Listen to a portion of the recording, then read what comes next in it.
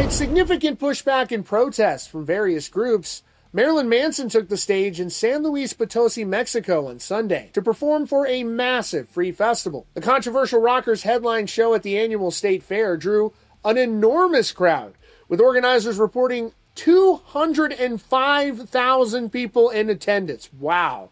Now, the decision to book Manson came directly from the state's governor, Ricardo Gallardo Cardona, who publicly defended the move as a defense of freedom of expression and an act of cultural justice in the face of widespread criticism. The whole situation is very interesting. On one side, you have religious groups calling Manson's performance inappropriate for a family-friendly festival. And on the other, you have the governor of the state, a man known for his love of regional Mexican music, championing one of rock's most controversial figures. The pushback was intense, but the show went on, creating this unique scene of a government-endorsed Marilyn Manson concert that turned into one of the biggest shows of his recent career. But the real story here isn't just that the concert happened, it's why it happened.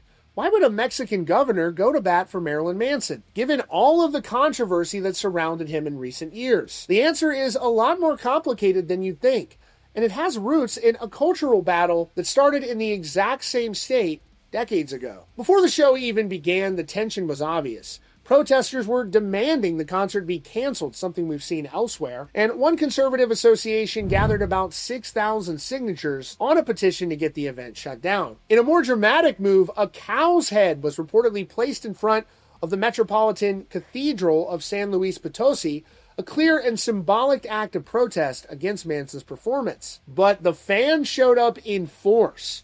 Hours before the show, massive lines of people, many dressed in black with makeup mimicking Manson's, snaked around the entrances to the venue. The crowd wasn't just filled with locals either. People traveled from all throughout Mexico and even other parts of Latin America for this free event. By the time Manson hit the stage, the place was packed with a frenzied audience that cheered for hits like The Beautiful People and Sweet Dreams. It begs the question, how can a performance be supposedly so controversial, yet so massively popular at the same time? To understand what happened here, we have to go back 35 years to 1989. Another legendary band, Black Sabbath, was scheduled to play in San Luis Potosi, but local authorities blocked the concert at the last minute, closing the stadium and leaving thousands of fans outside. The official reason given at the time was that the band promoted Satanism and anti-values. That event left a scar on the state's cultural scene, and it's the key to understanding the decision-making of the current governor, Ricardo Gallardo Cardona. He's a charismatic 44-year-old politician who is known for his love of traditional Mexican music, which makes his choice to book Manson seem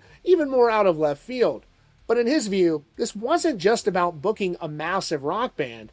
It was about correcting a historical wrong. In a new interview with Billboard Espanol, the governor laid out his reasoning. He said he booked Manson as a defense of freedom of expression and with the goal of helping his state overcome a cultural lag that has kept major international acts away for decades, largely to what he calls conservative mindsets. And he directly referenced the history of censorship in the state. He said, there will always be opposing voices, and Marilyn Manson has faced them not just in Mexico, but in other parts of the world too. But if he's already performed in Rome, the cradle of Catholicism, why wouldn't he perform in San Luis Potosi? He finished with a powerful statement saying, this isn't about religion, it's about cultural justice, about creating unity, and we must do it through music. He also revealed that this wasn't just a one-off idea.